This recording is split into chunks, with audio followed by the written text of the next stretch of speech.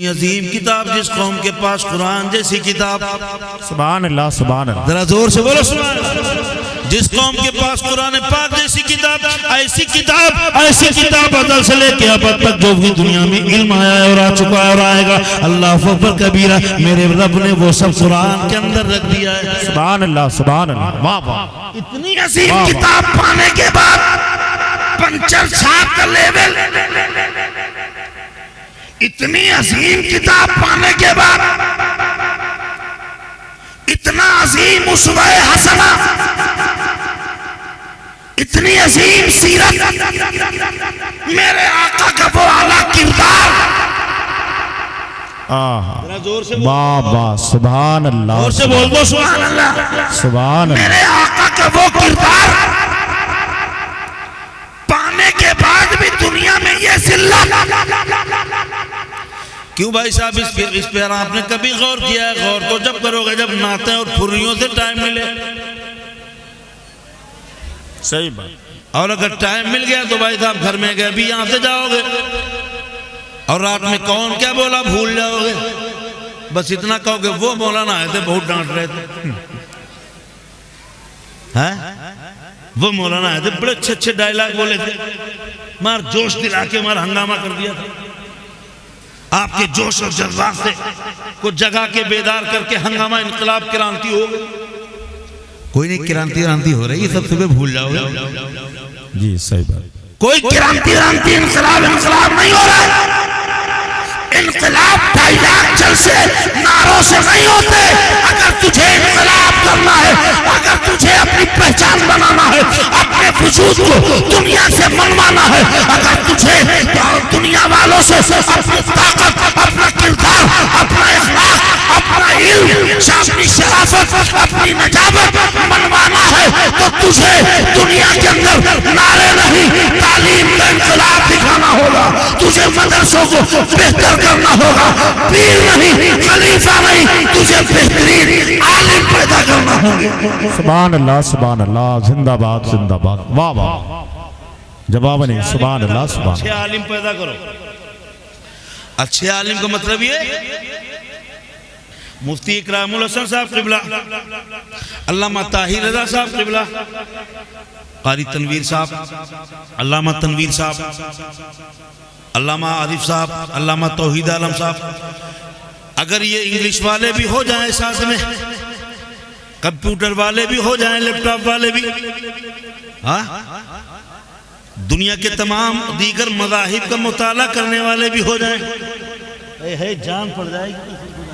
वाह वाह वाह, सुभान अल्लाह सुभान अल्लाह, वाह वाह, बहुत अच्छे। आगे आने वाले बच्चों को हम इसी तरह तैयार करें, मदरसों के अंदर सारे इल्म का एहतमाम करें, सारे टीचर का एहतमाम करें, और उसके बाद हम अपने बच्चों को हर इल्म से, हर लिहाज से, हर फन से, हर सब्जेक्ट में, हर जबान में अपने बच्चों को माहिर बनाएं, ताकि हमारे जो आलिम पैदा हो, हमारे जब आलिम पैदा हो, हमारे बेटे आलिम बन के मदरसे से निकले, तो ये बताओ वो दुनिया के सामने पंचर छाप न कहलवाएं, खाली मुल्ला जी न कहलवाएं, बल्कि हमारे बेटे के सामने जब कोई एतराज करे तलाक पर, हलाला पर, निकाह पर, जब हलाले पे बहस करे, 72 हूरे पे गंदी संदी डिबेट दिखाए, प्रचार करे, हिजाब के खिलाफ मुहिम चलाए, तो यही हमारे बेटे अल्लामा तौहीद आलम साहब, अल्लामा आरिफ साहब, क़ारी तनवीर साहब, मुफ्ती इकराम साहब, यही हर तरह से तैयार हो और कहें सुन इधर आओ प्यारे, हुनर आजमाए तो तीर आजमा, हम जिगर आजमा। वाह वाह वाह, सुभान अल्लाह, नारे तकबीर, नारे रिसालत, मसलके आला हजरत, सरजमीने सिरस खेड़ा, जामिया रज़विया ज़ीनतुल उलूम, अल्लामा लियाकत अली खान साहब क़िबला, सुभान अल्लाह सुभान अल्लाह। इतना अजीम मजहब पाने के बाद, वाह वाह, है इतना अजीम मजहब, कसम खुदा की अगर इस्लाम मुसलमान समझ जाए, तवज्जो चाहूंगा जी जी, वाह वाह। मिला है भाई साहब, न हर लगी न फिटकरी, बाप मुसलमान थे, दादा मुसलमान थे, परदादा मुसलमान थे, घर में बाप ने गोश्त खाया, हमने भी गोश्त खाया, कोई मेहनत तो पड़ी नहीं है, तो क्या मालूम हो इस इस्लाम की कदर। जी जी, क्या समझे इस्लाम की कदर? फोकट में मिल गया, बाप मुसलमान थे, दादा मुसलमान थे। अगर इस्लाम की अहमियत समझना है, ऐसे रसखेड़ा के सुन्नी मुसलमानों, अगर इस्लाम की अहमियत जानना है, अगर अपने मजहब की अहमियत जानना है, अगर ईमान की अहमियत जानना है, तो आओ बिलाल को देखो। अल्लाह अकबर कबीरा। बिलाल को बड़ी आसानी से ईमान न मिला, आसानी से ईमान न मिला। उनको ना जाने कितना तपाया गया। रेगिस्तान की तपती हुई रेत पर बिलाल को नंगा करके लिटाया गया, उनके बदन को सलाखों से दागा गया, नाखूनों में परंजियां ठोकी गई। बिलाल से कहा गया, बिलाल पास आ जाओ, मान जाओ, मान जाओ, अभी नबी का कलमा पढ़ना छोड़ दो। तो बिलाल बोले, आसमाने तेरे सालत के बिलाल बोले, हजरत बिलाल बोले, वो कोई और होगा अपना जो ईमान दे देगा, वो कोई और होगा अपना जो ईमान दे देगा। नबी का चाहने वाला नबी पर जान। वाह वाह वाह, जिंदाबाद जिंदाबाद, सुभान अल्लाह या रसूल अल्लाह।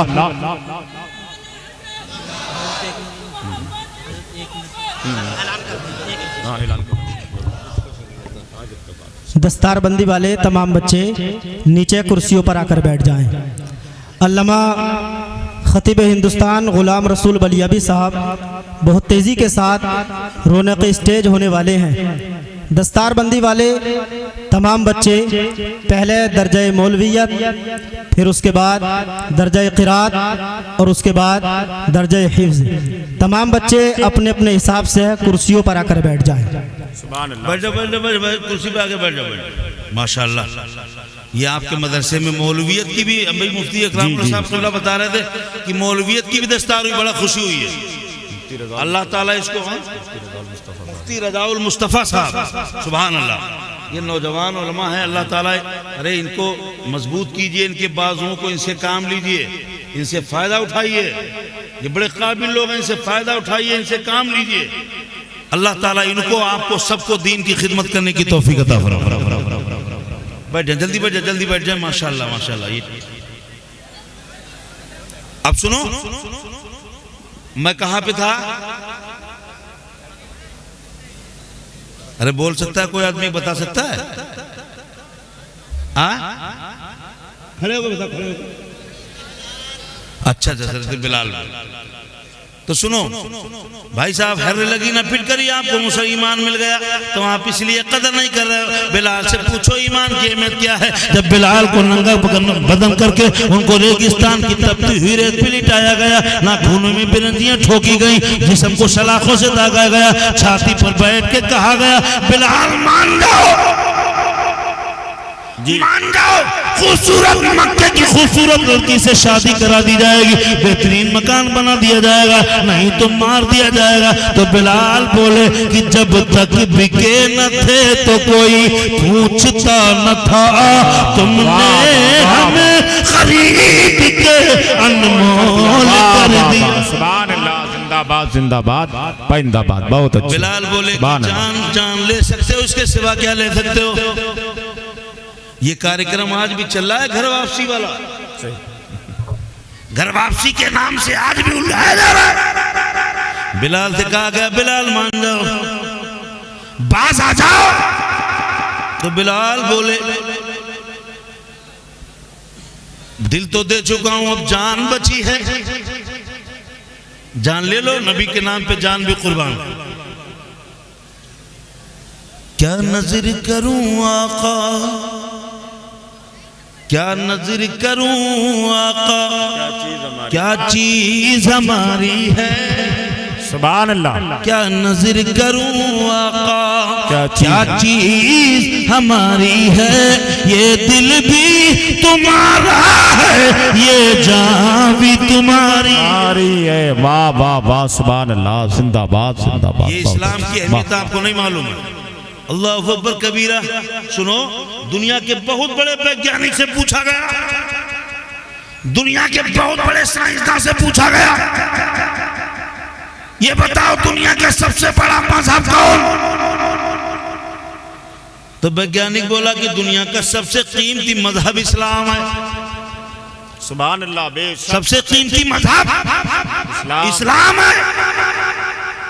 इस्लाम की एक एक एक्टिविटीज पे रिसर्च किया गया, एक एक मसले पे तहकीक की गई। ये जो नियत बांधते वक्त ये अंगूठे का सिरा, अंगूठे का सर कानों की लौ से क्यों टच करते हैं, इसमें क्या फायदा है?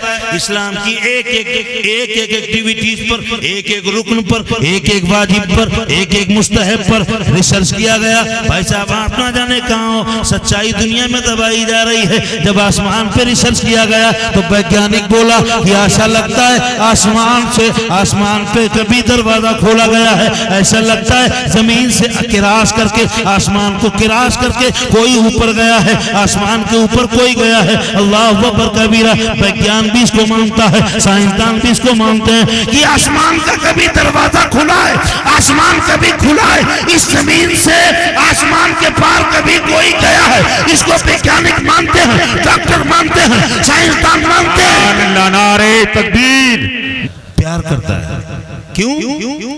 इस वजूद के अंदर अल्लामा अरशदुल कादरी साहब का खुलूस मौजूद है।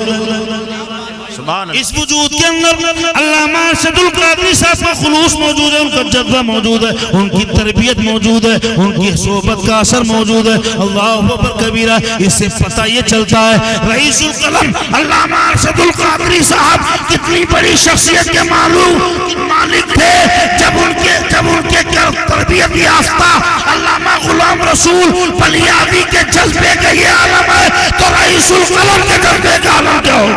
सुभान अल्लाह, सुभान अल्लाह, वाह वाह, जिंदाबाद। कितनी बड़ी शख्सियत के मालिक होंगे। और इनके सीने में जो वो जज्बा है वो बहुत बड़े बड़े इल्म आलिमों पर भारी है, बहुत बड़े बड़े आलिमों पर भारी है। मैं कह रहा था सुनो, पूरी दुनिया पर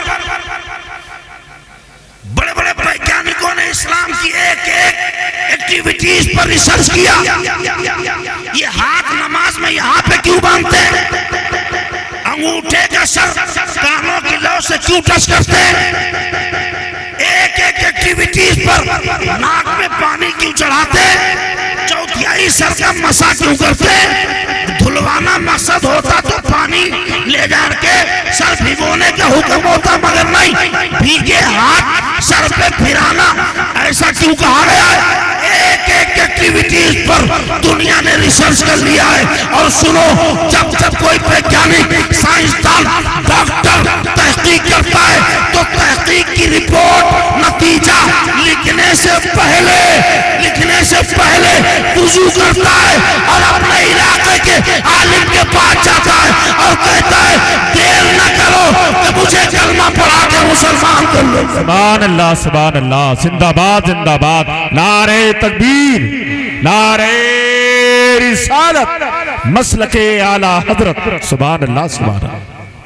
सच्चाई को दुनिया की मीडिया दबाए, कितना भी छिपाए, सच सर चढ़ के बोलता है। चाहे तू सरा में भी दबाओगे, एक न एक दिन सच बाहर निकल के आएगा और जमाना देख लेगा। जिस मजहब और मिल्लत की नुमाइंदगी अल्लामा गुलाम रसूल बलियावी करते हैं, जिस मसलक और मजहब की नुमाइंदगी अल्लामा असद रजा और अहसन रजा इन जैसी शख्सियत करती है, वो मजहब कितना अजीम है। सुभान अल्लाह, वाह वाह वाह। जिस दिन सारी रिपोर्टें बाहर निकल के आएंगी, एक एक रिसर्च, एक एक तहकीक की रिपोर्टें बाहर निकल के आएंगी, दुनिया देख लेगी ये वही मजहब है जिसके मानने वालों को हमने पंचर चार समझा था। मगर ये वो मजहब इतना अजीम है, इसको अगर पूरी तरह से सच्चे दिल से मान लिया जाए तो इसको मानने वाला दुनिया में रहबर और लीडर बन जाता है। सुभान अल्लाह, सुभान अल्लाह, वाह वाह, सुभान अल्लाह, सुभान अल्लाह, जिंदाबाद जिंदाबाद, वाह वाह, सुभान अल्लाह, बेशक, सुभान अल्लाह, सुभान अल्लाह। सुनो, जब इस पे रिसर्च किया तो डॉक्टर बोलता है, आर.के. थर्मन बोलता है कि सुनो, आसमान पे ऐसा लगता है कभी सुराख हुआ है, दरवाजा खुला है और इस पार से आदमी उस पार गया है। जरा जोर से बोलो। वैज्ञानिक बोलता है कि आसमान कभी खुला है, आदमी जमीन से आसमान के पार गया है। आज रिसर्च करके बोलता है वैज्ञानिक, मगर कुरान ने 1400 साल पहले बता दिया था। सुब्हानल्लाज़ी असरा बिअब्दिही लैलन मिनल मस्जिदिल हराम। तुम जिसको आज मानते हो, कुरान ने 1400 साल पहले बता दिया था। यानी जमीन से मेरे आका का अर्श तक। हाँ हाँ, वाह वाह, सुभान अल्लाह। बाद में मानना पड़ा दुनिया को, जी जी, मानना पड़ा। रमजान आ रहा ना महीने, आगे कौन सा महीना आ रहा है? कौन सा? अरे जोर से बोल दो भाई साहब, कौन सा?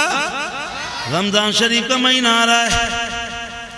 Doctor R.K. थर्मन बोलता लिखता है अपनी किताब में कि मुसलमानों के पास अगर कुछ ना होता, लिखता है अपनी किताब में, मुसलमानों के पास अगर कुछ ना होता, सिर्फ रोजा होता और मुसलमान रोजे को ही पाबंदी से अमल कर लेते, तो मुसलमान कभी बीमार नहीं। वाह सुभान अल्लाह। जरा जोर से बोलो सुभान अल्लाह। सच वो है जो खैर की जबान से निकले, हमें किसी खैर की तस्दीक की जरूरत नहीं। वाह वाह वाह। इस्लाम के किसी रुकन वाजिब मुस्तहब को दुनिया के विज्ञान में डाल के तहकीक करने की जरूरत नहीं, बल्कि मेरा मजहब, मेरा कुरान वो है, हम विज्ञान को कुरान में डाल के चेक करते हैं। सुभान अल्लाह, वाह वाह वाह वाह। दुनिया की साइंस को कुरान और मजहब के दायरे में लाके चेक करते हैं। इस्लाम को, इस्लाम के किसी रुकन वाजिब मुस्तहब को सुभान अल्लाह, किसी वैज्ञानिक डॉक्टर साइंसदान की तहकीक की जरूरत नहीं है। मगर सच होता है, वो कभी न कभी इंसान को कहना ही पड़ता है। हाँ, अब सुनो, लिखता है वो रमजान जब रोजे पे उसने रिसर्च किया, बड़ी, मैं 1-2 घंटे बातें बता सकता हूँ, कितनी कीमती पॉइंट बताया रमजान रोजे पे रिसर्च किया। एक बात बयान करके आगे बढ़ता हूँ। लिखता है अपनी रिपोर्ट में कि सुनो, 11 रमजान अल्लाह तबारक व तआला ने 12 महीने का साल बनाया और 11 महीने खाने की इजाजत और 1 महीने दिन में खाने से रोक दिया। क्यों? तवज्जो चाहूंगा जी जी। क्यों? इससे क्या फायदा है? रात में तो खा ही रहे, तो क्या बच गया? दिन में जितना कम खाया उससे दूना रात में उड़ा दिया। मगर ये दिन में भूखे रहने का हुक्म क्यों है? जब रोजे पे उसने रिसर्च किया, जो रिपोर्ट लिखी है, दुनिया देख करके उसकी रिपोर्ट दंग रह गई और दुनिया को मानना पड़ा कि इस्लाम के जब रोजे का आलम यह है, तो नमाज के अंदर कितनी हिकमतें छिपी होंगी। इस्लाम के एक रुकन में कितना जूस भरा है, कितनी हिकमतें छिपी हैं, कितनी हिकमतें छिपी हैं। वक्त नहीं है। अल मुख्तसर वो लिखता है अपनी रिपोर्ट में कि 11 महीने अल्लाह ताला हम सबको बेहतरीन खाने खिलाता है और हम भी भाई साहब खाने में इतने आजाद हो जाते हैं। कीमा, कलेजी, मुर्ग, चंगेरी, बिरयानी, मटन, कोरमा, ये चर्बी, वो चर्बी, ये स्टू, ये कोरमा, ये शादी, ये पार्टी। 11 महीने बहुत कुछ खाते हैं, गंदी हवाएं, गंदा प्रदूषण और ये उल्टे सीधे चर्बी वाले खाने, ये सब 11 महीने खूब खाया। न जाने कहाँ खाया, रोड पे खड़े होके खाया, होटल पे बैठ के खाया, गंदे बर्तन में खाया, प्रदूषण, गंदी हवाएं, गंदा प्रदूषण, ये उल्टे सीधे चर्बी वाले खाने, फाइटी खाने, ये तले भुने खाने 11 महीने हमने खाया। तो डॉक्टर लिखता है 11 महीने तक बॉडी खाने में आजाद होती है, खाने के लिए आजाद होती है और वो दुनिया भर के वायरस, कीटाणु, प्रदूषण, गंदी हवाएं, गंदा खाना, फाइटी खाना, चर्बी वाला खाना, ये सब खा के 11 महीने तक बीमारी पैदा करने वाले जरासीम हमारी बॉडी में बन जाते हैं। 11 महीने तक गंदे वायरस से, गंदे प्रदूषण से हमारी बॉडी में बीमारी पैदा करने वाले जरासीम मजबूत हो जाते हैं। अगर 12वें महीने में भी आजाद छोड़ दिया जाए, आदमी खाना खाता रहे 11 महीने की तरह, तो जब 13वां महीना लगेगा, यानी उन जरासीम की उम्र जब 13 महीना शुरू होगी, तो 13वें महीने में उन वायरस कीटाणु जरासीम में बीमारी पैदा करने की कुव्वत पैदा हो जाती है, बीमारी पैदा करने की सलाहियत पैदा हो जाती है। तो मेरे रब ने अपने बंदों पर रोजा अता करके इतना बड़ा एहसान किया है। ए मेरे बंदो, 11 महीने खाओ, तुम्हें कबाब खाना है तो खाओ, तुम्हें चिकन मटन बिरयानी खाना है तो खाओ, चंगेरी खाना है तो खाओ, कोरमा खाना है तो खाओ, स्टू खाना है तो खाओ, मगर 1 महीने मत खाओ। वाह वाह सुभान अल्लाह। 11 महीने खाओ, 1 महीने मत खाओ, ताकि 13वें महीने तक वो भी कीटाणु बीमारी पैदा करने के लायक हो जाए। नहीं, 1 महीने भूखे रहो, ताकि तुम उन तमाम कीटाणु को 1 महीने में दिन में खाना ना खाने से वो कीटाणु या तो कमजोर हो जाते हैं या खत्म हो जाते हैं। सुभान अल्लाह सुभान अल्लाह। वाह वाह, जरा जोर से बोलो सुभान अल्लाह। जिंदाबाद जिंदाबाद। वाह वाह, बोलो या रसूलुल्लाह। ये टीवी डिबेट पे आता है हिजाब हिजाब हिजाब, और ऐसा ऐसा प्रोफेसर, ऐसा लगता है कोदों बेच वाह सुभान अल्लाह। वाह, कॉलेज के पीछे प्रोफेसर ही पढ़ के आया है, बोला हिजाब 6 मीटर कपड़े में लपेट करके औरत को जेल कर दी। जेल, ऐसा ऐसा प्रोफेसर 6 मीटर का हिजाब लगा के औरत तो जेल में चली गई। दिल्ली की एक रोड पे मिला वही प्रोफेसर, एक दिन जनवरी का महीना था, वो कोदो बेच के पढ़ने वाला प्रोफेसर, जनवरी का महीना था, इतना कपड़ा पहना था, कोट पैंट टी शर्ट अंदर का ट्राउजर और पता नहीं क्या क्या शर्ट शेरवानी कोट टाई मोजा सॉस टॉप मफलर सब कुछ। तो हमने प्रोफेसर से पूछा, ये बताओ सब कपड़ा मिला के 25 मीटर हो जाएगा? बोला हाँ 25 से ज्यादा पहने मौलाना। हमने कहा जब औरत 6 मीटर के हिजाब में जाती है तो बोले तुम कहते हो कि जेल में औरत के लिए जेल हो गया हिजाब, तुम तो 35 मीटर पहने हो। हमने कहा तुम तो 35 मीटर कपड़ा पहने हो, तो तुम तो तिहाड़ जेल में चले गए। क्या बात है, वाह वाह। हमने कहा प्रोफेसर साहब तुम तिहाड़ जेल में कैसे? बोला मौलाना ठंडी हवाओं से बचने के लिए। हमने कहा सुन, ठंडी हवाओं से बचने के लिए तुझे 35 मीटर का कपड़ा गंवारा है, तो इस्लाम की बेटी मुसलमान की शहजादी गंदी निगाहों से बचने के लिए, गंदी हवाओं से बचने के लिए, गंदी नियतों से बचने के लिए 6 मीटर का कपड़ा पहनना गंवारा। वाह वाह सुभान अल्लाह। बहुत अच्छे बहुत अच्छे, जिंदाबाद जिंदाबाद। अल्लामा कारी तनवीर साहब, अल्लामा तौहीद आलम साहब, हज़रत अल्लामा ताहिर साहब, एक ऐसा आंदोलन चलाया पूरी दुनिया ने, पता नहीं कौन कौन से बड़े बड़े एनजीओ चलाए गए, खोले गए, बहुत पैसा खर्च किया गया दुनिया से हिजाब खत्म करवाने के लिए। हमारी कौम की बेटियां खरीदी गई, उनकी जबानें खरीदी गई, उन्हीं के मुंह से कहलवाया गया कि हिजाब, हिजाब क्या होता है? पर्दा तो आंखों का है। तस्लीमा नसरीन को खरीद करके उसके मुंह से क्या क्या कहलवाया। पूरी दुनिया ने मिशन चलाया हिजाब के खिलाफ, मगर मेरे रब ने जब हिजाब को जिंदगी अता करना चाहिए जी जी, तो बिगलौर की सरजमीन पर एक बेटी को खड़ा कर दिया, मुस्कान खान, और एक लम्हे में उसकी एक अदा को देखकर न जाने कितने हिजाब बिक गए। क्या बात है, वाह वाह वाह, जिंदाबाद जिंदाबाद। सुभान अल्लाह। इस्लाम की एक एक रुकन के खिलाफ, वाजिब के खिलाफ, मुस्तहब के खिलाफ कितने कितने आंदोलन चलाए गए। सुनो किस बात को कहा जाए, दाढ़ी, इस्लाम में दाढ़ी क्यों इतना जरूरी है? मौलाना लोग दाढ़ी पे इतनी तकरीरें क्यों करते हैं? इतनी एनर्जी दाढ़ी पे क्यों लॉस करते हैं?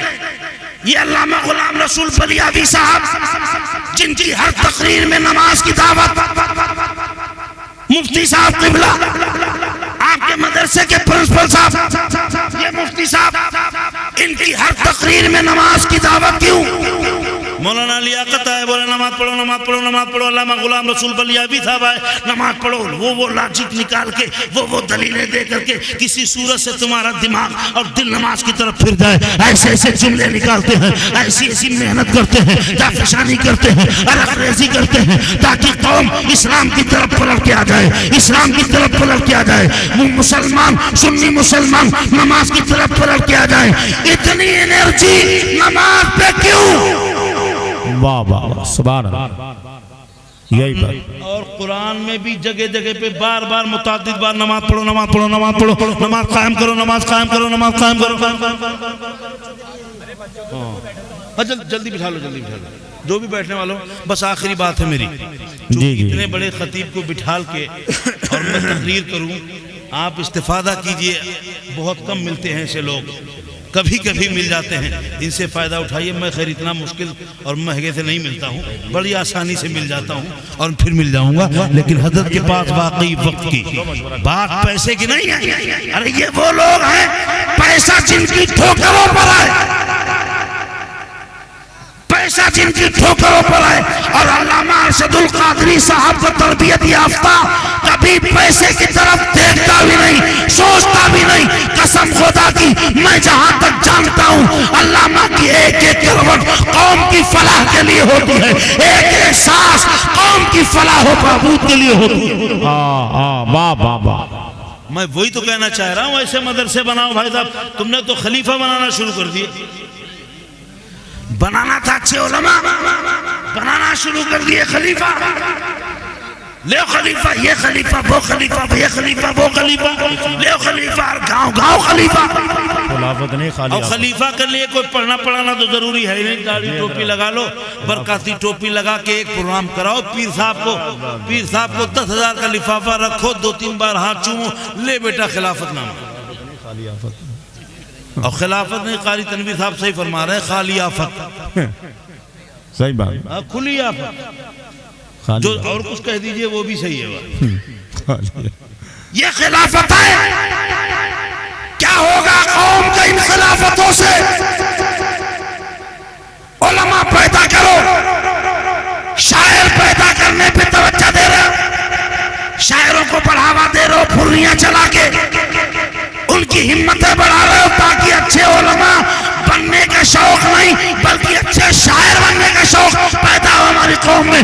नहीं, आलिम जब मंच पे आए उसका हौसला बढ़ाओ, उसके जुमलों की तारीफ करो, उसकी तकरीर, उसकी गुफ्तगू की हौसला अफजाई करो, ताकि हर आलिम अलगरेजी करे, मेहनत करे, जाफिशानी करे और कौम के लिए नए नए कीमती हीरे जवाहरात निकाल के लाए। सुभान अल्लाह सुभान अल्लाह। वाह वाह बेशक या रसूल अल्लाह।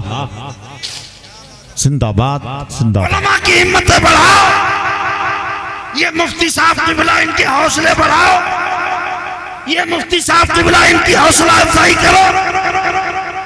अरे मेरे भाई, आलिम तेरी कामयाबी की गारंटी है। अच्छे उलमा, ये उलमा नहीं, ये उलमा ने अच्छे उलमा, ऐसे उलमा पैदा करो।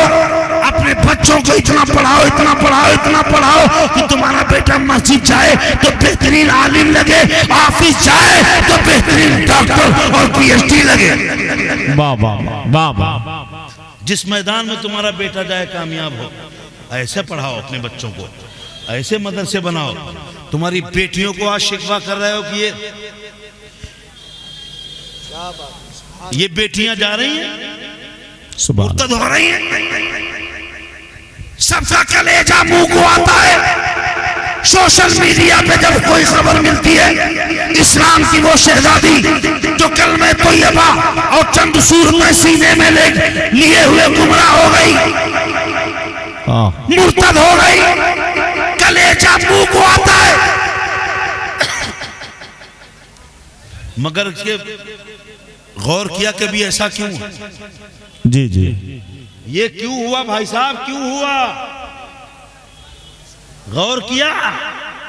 इसलिए भाई साहब, इसलिए हुआ कि तकरीरों में, जलसों में मर्द लोग आए, जुमे में मर्द लोग गए, तकरीरें सुनी, इस्लाम की जानकारी मिली, आलिम हाफिज से पास बैठना उठना, मदरसे जाना, जुमे में तकरीर सुनना, जलसों में आना, कॉन्फ्रेंस में जाना, यानी मर्दों का राबता इल्म और अहले इल्म से ज्यादा है बमुकाबले औरतों के। उनमें अभी आलिमा ज्यादा है ही नहीं जी बेशक, और जो ज्यादा आलिमा बनी भी है तो वो इतनी मेयार की नहीं है, ज्यादा आलिमा बनी ही नहीं है जो उनका राब्ते आलिमाओं से हो, और बनी भी है तो वो भी इस मेयार की नहीं है, इस फिक्र की नहीं, सोच की नहीं है। तो मर्दों का ताल्लुक, पहली बात तो तुम्हारा भी नहीं भाई साहब, क्या ताल्लुक है? मौलाना साहब के पास आए भी हो कभी, मुफ्ती साहब के पास तो खाली गप्पे लड़ा के चले गए हो, कभी दीन की बात भी करे हो इनसे? अरे इनको बोलने का मौका तक नहीं देते।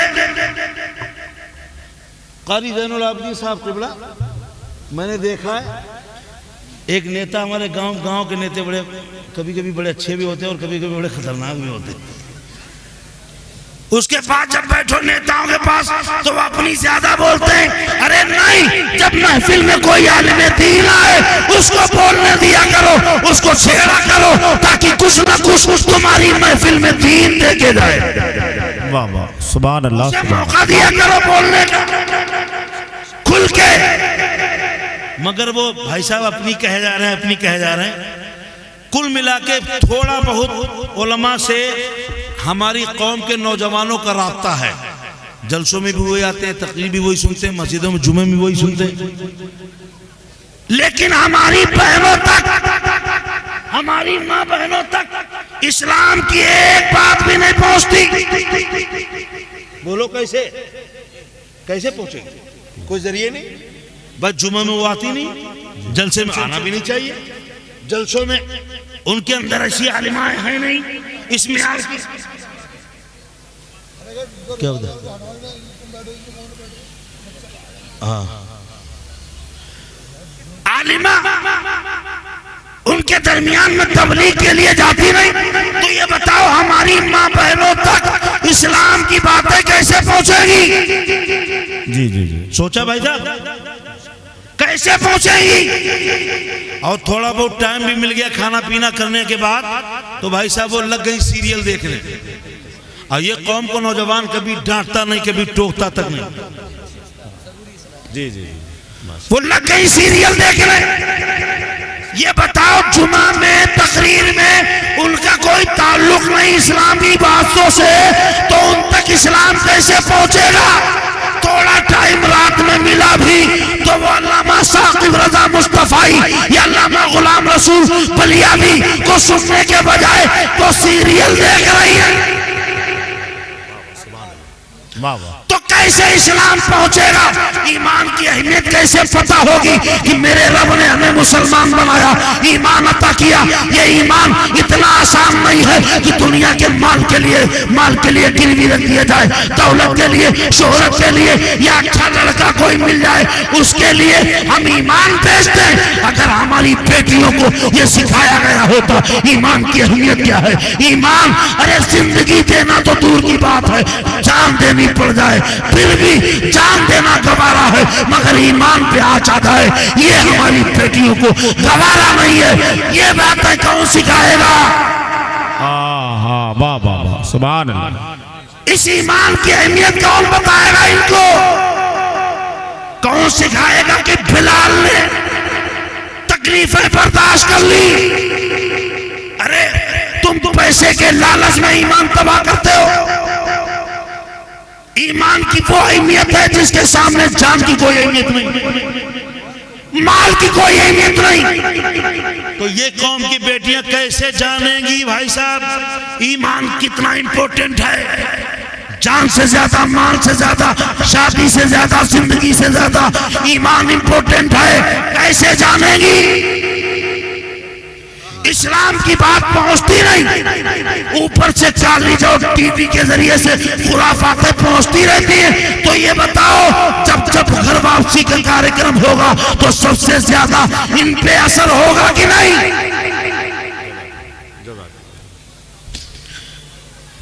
सिखाओ अपनी बेटियों को ईमान की अहमियत, इस्लाम की अहमियत बताओ, कुरान की अहमियत बताओ। और ये कैसे पता चलेगा जब आप खलीफा बनाएंगे तब नहीं, जब आप अच्छे उलमा बनाएंगे। हर मोहल्ले के अंदर, बस्ती के अंदर बेहतरीन आलिम दीन हो। ऑफिस में जाए तो लगे सबसे बड़ा मास्टर है, मस्जिद में जाए तो सबसे बड़ा लगे आलिम दीन। ऐसे उलमा पैदा कीजिए, मदरसों को आहिस्ता आहिस्ता मजबूत कीजिए। मैं मानता हूँ कि अभी एकदम आप इतने आसानी से नहीं कर सकते, मगर आप अपनी तैयारी बनाए रखिए। अपने बच्चों को पढ़ाने के लिए अपने यहाँ इंतजाम कीजिए, अपना इंतजाम कीजिए, वरना नज़रियात व अफकारात का वो जो डकैती पड़ती है, जो रहजन लगे हैं तुम्हारे बच्चों के नज़रियात व अफकारात पर, बहुत जल्दी आसानी से डाका डाल लेंगे। अपने ईमान, अपने बच्चों की इज्जत व आबरू बचाओ, उनके ईमान को बचाओ, अपने ईमान को बचाओ, अपने कौम के वकार को बचाओ, पंचर छाप का लेबिल हटाओ और पैगंबर इस्लाम का सच्चे दीवाने का लेबिल लगाओ। वाह वाह, सुभान अल्लाह। आमदन से एवं कसदन खता सजद हो गई, अल्लाह ताला माफ फरमाए। अस्तगफिरुल्लाह रब्बी बिल ज़िम्बि व अतूबु इलैह। ला इलाहा इल्लल्लाह मुहम्मदुर रसूलुल्लाह सल्लल्लाहु अलैहि वसल्लम।